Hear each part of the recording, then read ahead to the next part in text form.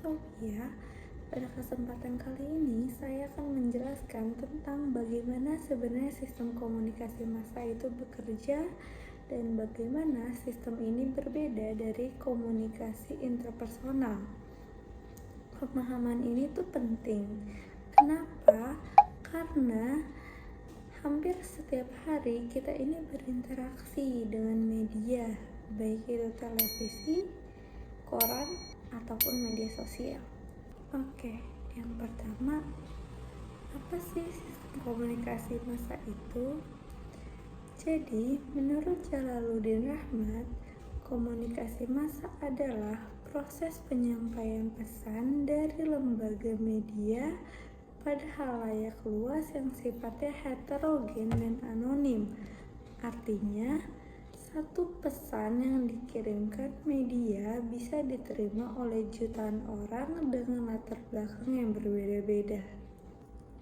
Lalu, bagaimana sih sistem komunikasi massa itu bekerja? Yang pertama, komunikator bersifat lembaga. Pengirim pesan bukan individu biasa, tapi lembaga profesional seperti stasiun TV, radio, redaksi surat kabar, atau platform digital. Mereka memiliki struktur organisasi, wartawan, editor, produser, hingga tim produksi. Yang kedua, pesannya itu bersifat umum. Isi pesan tidak untuk satu orang, tetapi untuk masyarakat luas, karena itu pesan harus dirancang agar bisa dipahami berbagai kalangan. Yang ketiga, penyampaian pesannya satu arah. Komunikator menyebarkan pesan, tapi khalayak tidak memberikan umpan balik secara langsung. Umpan balik biasanya tertunda, bisa lewat rating, komentar, ataupun survei. Yang keempat, khalayak luas dan anonim. Media tidak tahu secara pasti siapa yang menonton atau membaca pesan mereka. Khalayak bersifat massal, banyak, beragam, dan tidak saling mengenal. 5. Teknologi menjadi perantara. Proses komunikasinya bergantung pada teknologi, kamera, pemancar TV, server internet, percetakan, dan sebagainya. Tanpa teknologi, pesan tidak bisa menjangkau banyak orang secara cepat. Jadi, dengan sistem ini, pesan bisa berpindah dari ruang redaksi ke ruang keluarga dalam hitungan detik.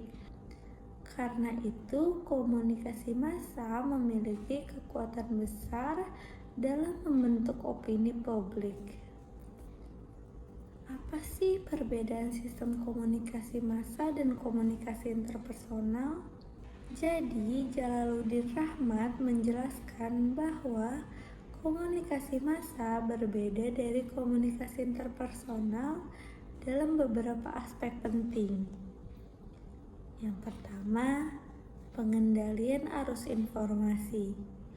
Pada komunikasi massa, pengirim mengendalikan arus informasi secara penuh.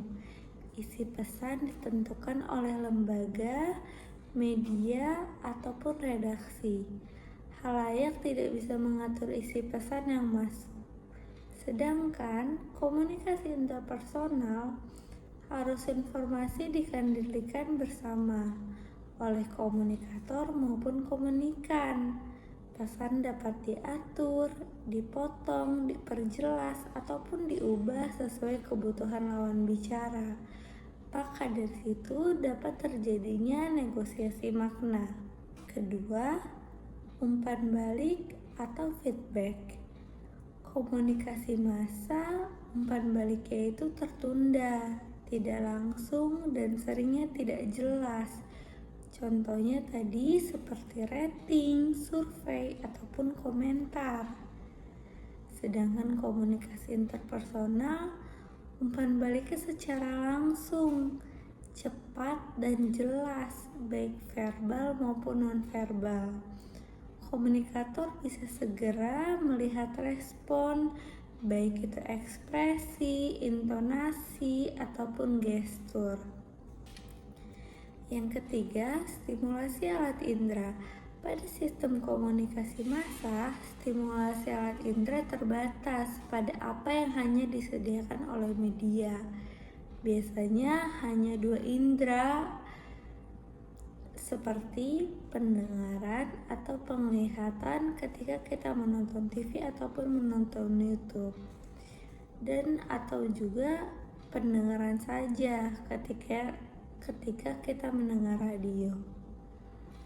Sedangkan pada komunikasi interpersonal, stimulasi alat indera lebih kaya dan lengkap, biasanya melibatkan banyak indera, baik itu penglihatan, pendengaran, pergerakan tubuh, sentuhan, misalnya ketika berjabat tangan, dan konteks lingkungan nyata. Ini membuat hubungan interpersonal itu lebih hangat dan personal. Yang keempat, proporsi unsur insi dan hubungan. Pada sistem komunikasi massa, menekankan unsur isi atau konten, fokusnya pada informasi, pesan besar, atau materi publik. Hubungan personal antara komunikator atau khalayak sangat kecil.